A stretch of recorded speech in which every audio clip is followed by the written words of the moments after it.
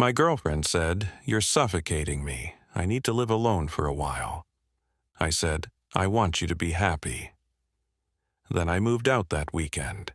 She started calling 2 weeks later when her rent was due and I wasn't answering. Original post-29 mail got hit with the "We need to talk" text from Ashley, 27, on a Thursday morning. We'd been living together for almost 2 years in a nice 2-bedroom place. My lease, my credit check. But we'd been splitting everything. 50-50 like clockwork. She sat me down that evening with this whole prepared speech about personal growth and finding herself. The highlights. "I feel like I'm losing my identity living with you. I need my own space to breathe. You're not doing anything wrong, but I'm suffocating. I need to live alone for a while. This isn't about us breaking up. I just need to rediscover who I am without someone always there." I sat there listening, nodding, asked if there was someone else. She got offended. "This is exactly what I mean. You're always so suspicious. I just need independence." Here's the thing. I'd been paying 70% of everything for months because her freelance photography business was building momentum. The utilities were all in my name. Internet, electricity, water, all auto-debited from my account. And she'd Venmo me her half, which had gradually become her third, then her quarter. "So, what are you thinking?" I asked. "I found a studio downtown. It's perfect for me. I can move in next month. We can still date, just with space." I looked at her for a long moment. "You want me to move out?" "Well, it makes more sense for you to find something. This place is perfect for my photography equipment and you work from home anywhere." The audacity. The apartment I'd lived in for 4 years that I'd furnished, where I'd set up my entire home office, was suddenly perfect for her needs. "Okay," I said, "I want you to be happy." Her face lit up.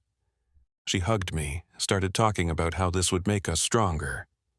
That Saturday, I rented a U-Haul. Update 1.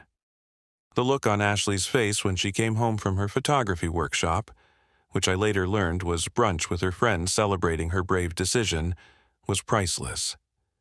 Half the apartment was empty. My desk, my monitors, my entire office setup gone. The living room TV, my gaming console, the coffee table I'd restored myself gone. The kitchen appliances I bought. KitchenAid mixer, espresso machine, air fryer, gone. Even took the shower curtain because technically I'd bought that too. "What? What are you doing?" She stood in the doorway, mouth open.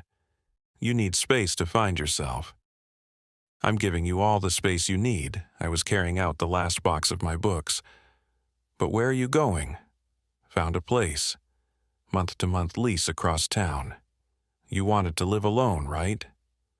"I meant I thought you'd stay here until I moved out next month." "Why would I do that?" "You're suffocating living with me. I'm fixing that immediately." She followed me to the U-Haul. "This is crazy. You can't just leave." "Watch me." "What about the rent? It's due in 2 weeks." "That's between you and the landlord. Your name isn't on the lease, remember?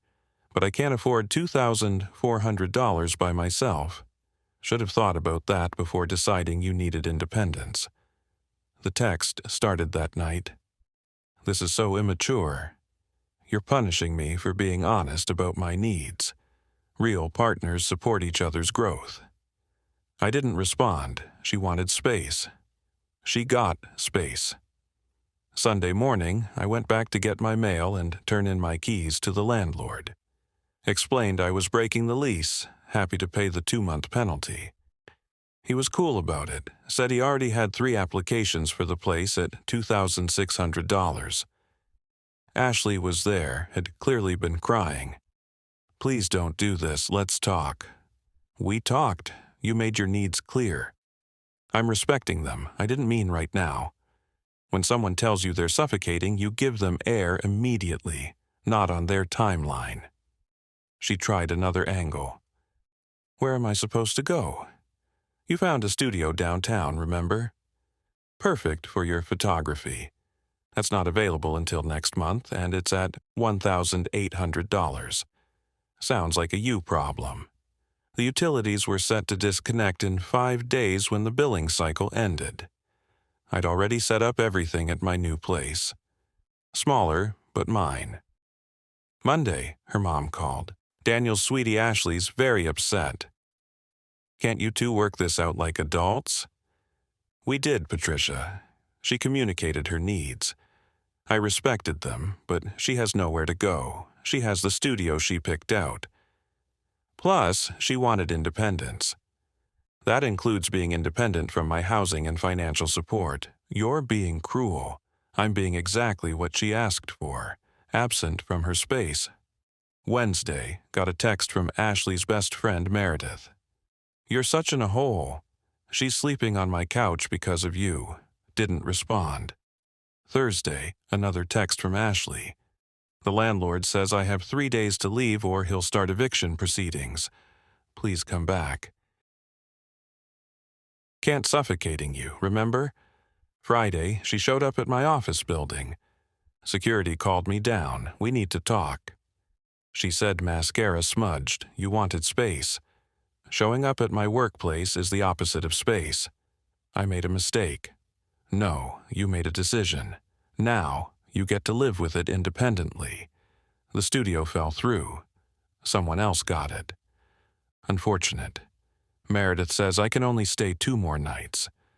Better start apartment hunting. With what money? I spent my savings on photography equipment last month. The equipment for your business that's building momentum, use that momentum. She actually stomped her foot. You're destroying us over one conversation. You destroyed us when you decided I was suffocating you, but still wanted me to subsidize your independence journey. That's not how life works.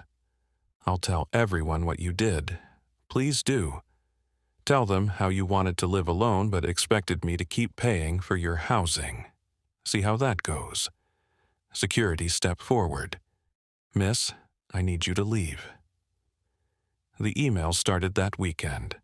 Paragraph after paragraph about how I misunderstood, how she just needed some breathing room, how couples take breaks all the time.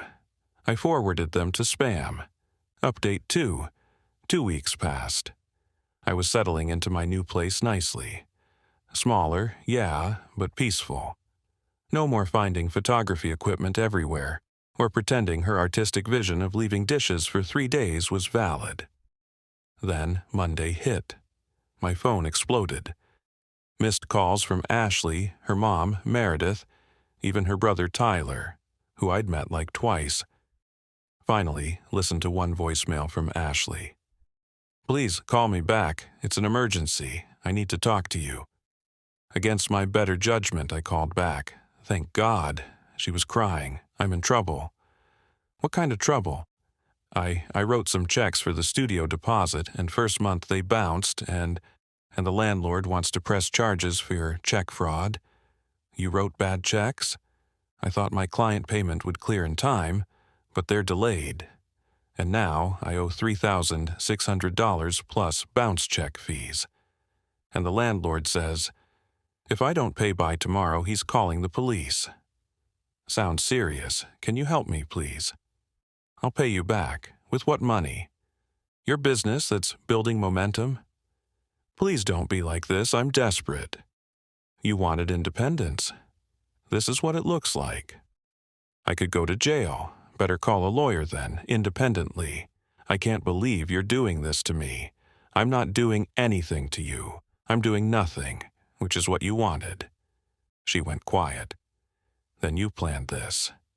You wanted me to fail. No, I wanted you to succeed. You wanted me gone. You can't have both. I'll lose everything. You already threw away everything when you decided I was suffocating you. That's not. I just needed space. You got it. All of it. Good luck with the landlord. I hung up. The brigade started immediately. Her mom called from 3 different numbers, leaving increasingly unhinged voicemails about how I was letting her baby go to jail and how real men protect their women. Tyler texted, "Bro, just help her out. She learned her lesson. Learned what lesson that actions have consequences." Meredith went nuclear on social media. Some men really show their true colors when women ask for basic respect and space. Watching my best friend suffer because her ex is a vindictive monster. Tash, narcissistic abuse. Financial abuse. I didn't engage, but my buddy Kevin screenshotted and replied, "Didn't she dump him for suffocating her? Now she wants his money. Make it make sense." The comments turned into a war zone, half supporting her, half calling out the hypocrisy. Tuesday afternoon, Ashley texted, "I pawned my camera equipment. Got enough to avoid charges. Happy your independence, your choice. I hate you. You wanted space from me. Hate is just more space." Wednesday got a call from an unknown number. Answered it, thinking it might be work-related. "Is this Daniel?" Male voice, "Who's this?" "Connor. I'm Ashley's friend. Friend, right? What do you want, Connor?" "Look, man, she's going through a rough time. Can't you help her out?" "Why don't you help her out, friend? We're not like that. Not like what? Together?"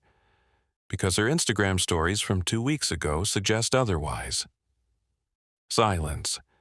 "Yeah, I know about you.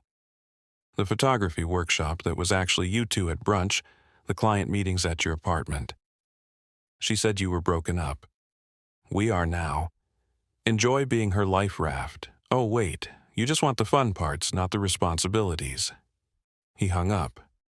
Thursday, Ashley sent a long email about how she'd been confused and Connor meant nothing, and she realized she'd made a huge mistake. Deleted it. Friday morning, she was at my door, my new door. No idea how she found me. "Please, 5 minutes." She looked rough. Hair unwashed. Same clothes as Tuesday. Eyes red and puffy. 2 minutes. I messed up, I know that now. Connor was God, he was nothing. Just attention, validation, I don't know. You nuked our relationship for attention. I was scared. We were so serious. And I'd never lived alone. And I thought I needed to experience that, but I wanted you to be there when I was done experiencing it. You wanted me as a safety net. No, I wasn't ready for everything to be so real, but ready enough to take my money." She flinched. "I didn't think of it that way." "You never thought at all. You just assumed I'd always be there, wallet open while you found yourself. I love you. You love what I provided. Stability, security, a nice apartment, someone to handle the adult stuff while you played independent photographer. That's not fair. Fair? You want to talk about fair? You told everyone I was suffocating. You made me the villain. Then, when I gave you exactly what you asked for, you tried to make me the bad guy for that too. I'm sorry. Cool. Your 2 minutes are up. Where am I supposed to go? Connor's? Your mom's? Meredith's? You burned through all those bridges?" She started ugly crying. "Please, I'll do anything. Do this. Leave. Don't contact me again. Figure out your life without me in it. You wanted independence. Congratulations. You're independent." I closed the door. Final update. It's been 3 months since I closed that door on Ashley. Figured I owed you all a final update on how this mess wrapped up. The first month after that doorway conversation was rough. Not going to lie, Ashley went full scorched earth.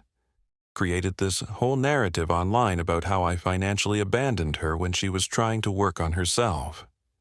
Meredith led the charge, posting these long Instagram stories about emotional manipulation and control through money. The thing is, the truth has a way of coming out.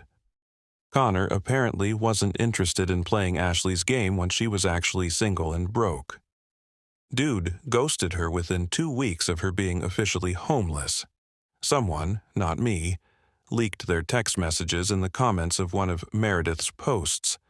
Ashley begging Connor to let her stay with him. Him saying he wasn't ready for that kind of commitment. The same dude she threw away our relationship for wouldn't even give her a couch to crash on. The comments flipped real quick after that. She moved back in with her parents. From what I heard through mutual friends, it wasn't pretty. Her dad was furious about the whole situation, especially the bounce checks. Made her get a full-time job at a camera store. Retail, not photography. Her Instagram went from artist building her empire to dead silence. Meredith and Ashley had a falling out about a month later. Turns out, Ashley couldn't pay back the $800 Meredith had loaned her for food and gas. When Meredith asked for it back, Ashley accused her of kicking her while she was down. They haven't spoken since. Patricia Ashley's mom sent me one last email about 2 months ago. Subject line: "You won." The email was short. "I hope you're happy. She's miserable. She cries every night. She lost everything because you couldn't forgive one mistake." I actually replied to that one. She didn't lose everything because I couldn't forgive. She lost everything because she threw it away with both hands, expecting me to catch it for her. I chose not to catch it. That's not winning, that's just choosing not to lose. She didn't reply. Last week, I ran into Ashley at a Trader Joe's. First time seeing her since the doorway incident. She was in the camera store uniform buying the cheap wine she used to make fun of. We made eye contact. She looked like she wanted to say something. I just nodded and kept walking. But here's the weirdest part. Tyler, her brother, reached out last night. Not to berate me or beg for money. He wanted to thank me. This is weird. But Ashley finally admitted everything. The cheating, the manipulation, the expectation that you just bankroll her fantasy life. She's been in therapy and actually taking accountability now. Dad made it a condition of living at home. Anyway, I wanted to apologize for my part in harassing you. You did what you had to do. I thanked him for reaching out and wished him well. That's it. Am I happy? Not really. I don't take joy in watching someone crash and burn, even someone who hurt me. But I'm at peace with it. She wanted to play adult while keeping a safety net. She wanted independence funded by dependence. She wanted to find herself while I paid for the search party. My new place is good. Started dating someone new, Jessica, from my running club. She has her own apartment, her own job, and zero interest in finding herself at my expense. We take turns paying for dates. It's refreshing. The apartment Ashley and I shared drove by it last month. There's a young couple moving in. They looked excited, hopeful. I hope they do better than we did. Someone asked in my DMs if I regret being so harsh. Here's the thing. I wasn't harsh. I was exact. She asked for space. I gave her space. She wanted independence. I let her be independent. She wanted to live alone. She got to live alone. The fact that independence comes with bills and responsibilities isn't me being cruel. It's just reality. She confused wanting the aesthetic of independence with actually wanting independence. She wanted the Instagram story of brave woman finding herself while I quietly paid for her journey of self-discovery. When I refused to be a silent investor in her fantasy, the fantasy collapsed. That's not revenge. That's just cause and effect. Ashley wanted to have her cake and eat it too, but she forgot she'd have to buy the cake herself once I left. Anyway, that's it. Story's over. No dramatic reconciliation, no revenge plots, no soap opera endings. Just a woman who wanted independence, getting exactly what she asked for and discovering that independence is expensive when you're actually independent. Thanks for following along. Going to go live my suffocation-free life now. Peace out.